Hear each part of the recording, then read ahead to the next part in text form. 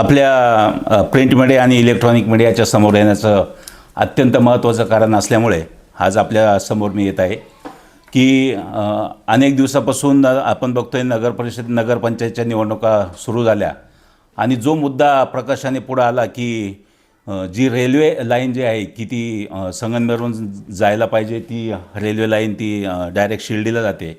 खऱ्या अर्थाने हा 1-1.5 वर्षाचा जो कालावधी गेला विधानसभेच्या निवडणुकीमध्ये पण हा विषय अत्यंत महत्त्वाचा गाजलेला होता आणि आमचं म्हणणं एकच आहे, आता हा विषय राजकारणाच्या पलीकडे गेलेला आहे. याच्यामध्ये कुठलंही राजकारण झालं नाही पाहिजे आणि म्हणून अकोलेकरांच्या जिव्हाळ्याचा आणि अत्यंत महत्त्वाचा विषय आज हा याच्याकडे बघितलं पाहिजे की ही जी रेल्वे जी पहिल्यांदा जो सर्वे झाला, नाशिक पुणे जो रेल्वेचा सर्वे झाला सिन्नर मार्गे संगमनेर आणि अकोल्याच्या हद्दीवरून पुढे आळेफाटा, जुन्नर आणि मग पुन्हा ह्याप्रमाणे जो सर्वे झाला त्याच्यानंतर काही दिवसांनी कोणाची मागणी असेल मला माहीत नाही किंवा त्याच्यामध्ये राजकीय हस्तक्षेप पण असू शकतो, अशा प्रकारच्या संशय आणि अशा प्रकारच्या शंकेला वाव येऊन गेल्या 1-1.5 वर्षामध्ये मागे तो एक टेक्निकल कारण दाखवून GMRT गेंट मेटरवेव्ह रेडिओ टेलिस्कोप हे संशोधन केंद्राने तांत्रिक अडचण दाखवून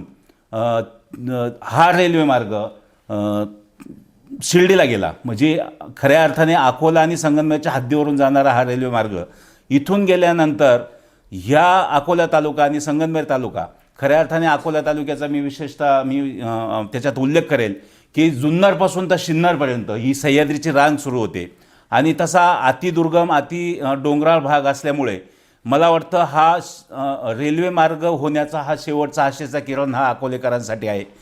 सर्वात महत्त्वाचा विषय म्हणजे की दुसरा मार्ग म्हणजे आज इगतपुरीवरून रेल्वे नाशिककडे गेली, परंतु आपण जर बघितलं तर इगतपुरीपासून रेल्वे शिर्डीकडे आपल्या अकोल्याच्या हद्दीतून येऊ शकत नाही, कारण ती जी जमिनीची उंची बघता एवढी मोठी सह्याद्रीची रांग आणि तो डाऊन आणि हा अप पोर्शन त्या ग्रॅव्हिटीला, त्या ग्रॅडियंटला रेल्वे मला वाटतं खूप मोठं तांत्रिक अडचण येऊन ती फिजिबिलिटी होणार नाही. म्हणून भविष्यात कुणी काही म्हणलं इकडून रेल्वे आली पाहिजे आणि तिकडून रेल्वे गेली पाहिजे, हे मला वाटतं हे एक टेक्निकल पर्सन म्हणून मला ते शक्य वाटत नाही.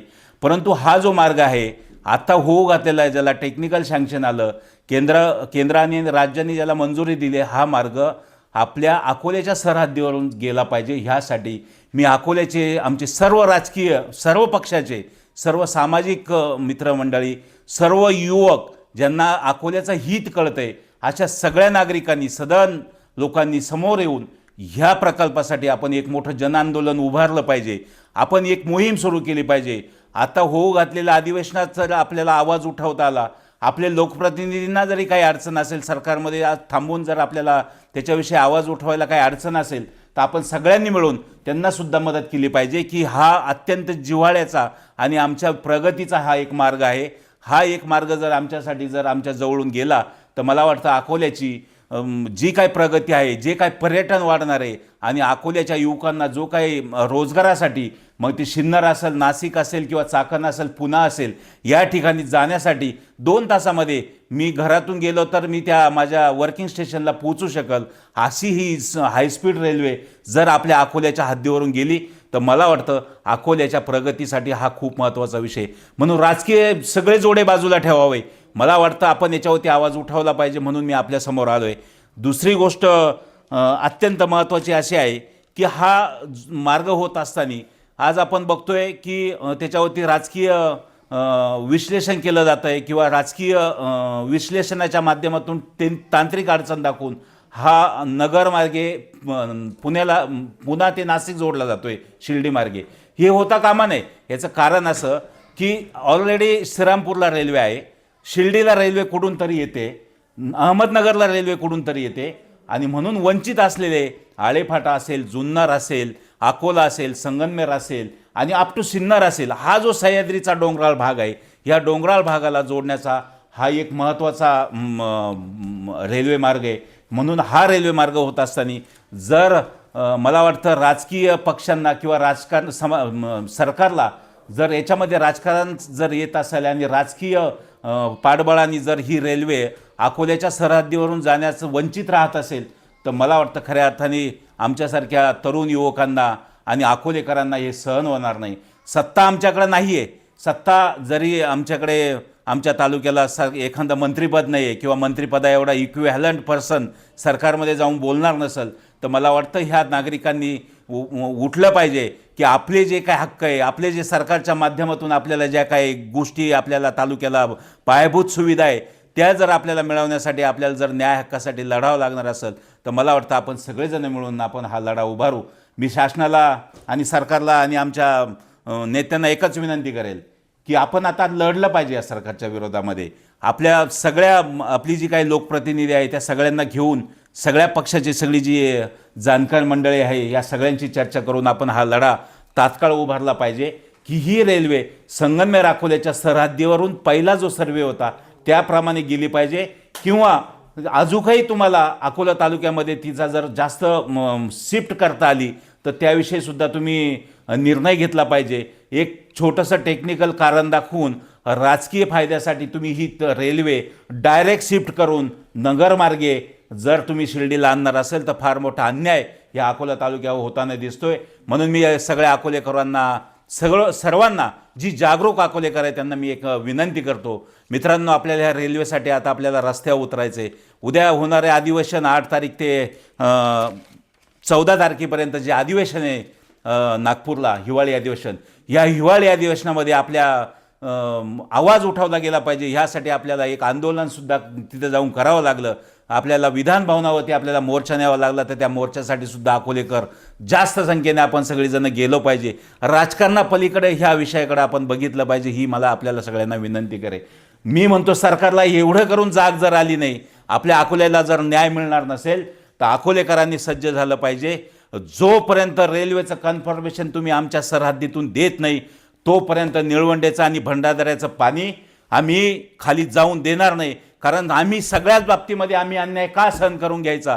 एवढ्या मोठा पाऊस पडतो अकोला तालुक्यामध्ये, 8 महिने अकोल्यातल्या आदिवासी आणि ग्रामीण भागातल्या जनतेला पावसाळ्यामध्ये कुठलंही काम न होता एवढ्या मोठ्या अतिवृष्टीला सामोरं जावं लागतं. आणि हे निर्माण केलेलं पाणी हे खाली रेडीमेड बाकीच्या सदन भागांना जातं. अन्याय आमच्यावर होतो आणि त्याचा लाभ दुसऱ्या कोणीतरी तालुक्यातले लोक घेतात, मोठ्या सदन शेतकरी घेतात.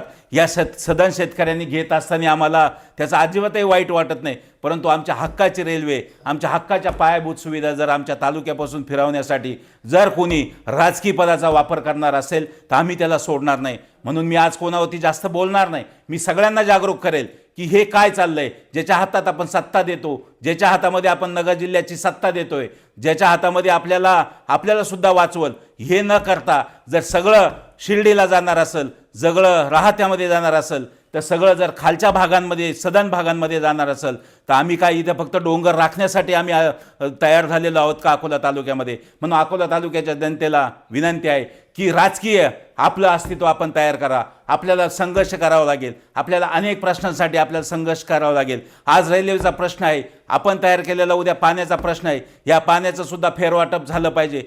इथून जर 70-80 किलोमीटर, 100 किलोमीटरवरती जर आपलं पाणी जात असेल, तर अकोल्याच्या 30 किलोमीटरच्या फेरीमध्ये प्रत्येक आदिवासी भागामध्ये, डोंगराळ भागामध्ये आपलं पाणी पहिलं फिरलं पाहिजे.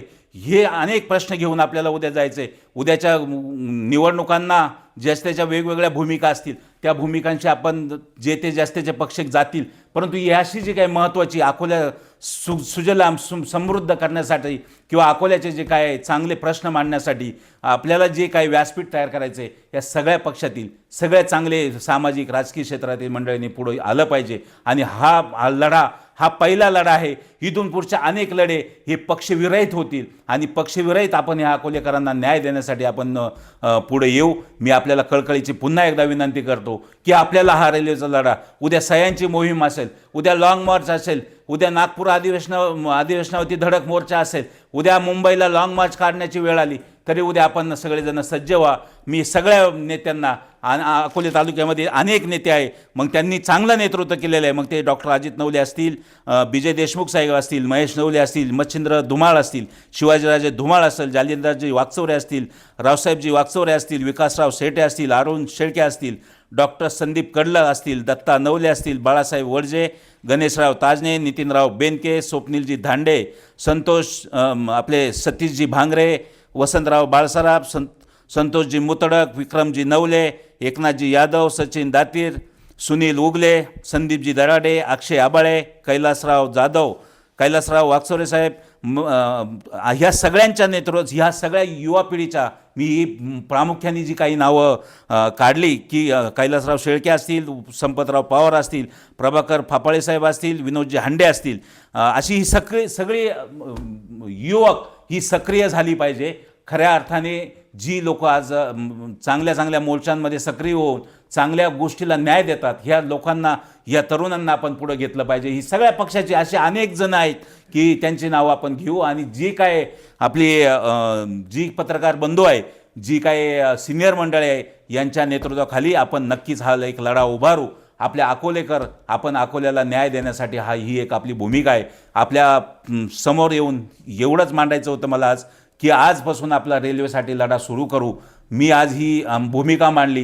ही भूमिका माझी एकट्याची नाही आहे. ही भूमिका ही सगळ्या संपूर्ण अकोल्याच्या युवकांची, सगळ्या व्यावसायिकांची, सगळ्या सदन अकोलेकरांची ही भूमिका आहे. ह्या भूमिकेसाठी एक संघर्ष आपण उभा करूया आणि रेल्वे अकोल्याच्या सरहद्दीवरूनच गेली पाहिजे. त्यासाठी टेक्निकल सर्वे असतील किंवा बाकीच्या सगळ्या गोष्टी पडताळून बघू. याच्यात खरंच राजकारण येत नाही ना. राजकारण येत असेल तर कोण राजकारण करत असेल तर त्याच्यासाठी सुद्धा आपण पुढं गेलं पाहिजे आणि त्यांना विरोध केला पाहिजे. आपण कोणाचे मांडलिक झालो नाही पाहिजे. आपण कोणाचे आपल्या न्याय हक्कासाठी आपण घाबरलो नाही पाहिजे. ही भूमिका घेऊन आज आम्ही अकोलेकरांना एक आव्हान करतोय की रेल्वेसाठी आपण पहिला लढा उभा करू. आपल्या सगळ्यांची साथ हवी आहे. आपण सगळेजण मिळून याच्यासाठी संघर्ष करू आणि रेल्वे अकोल्याच्या सरहद्दीवरून आणू.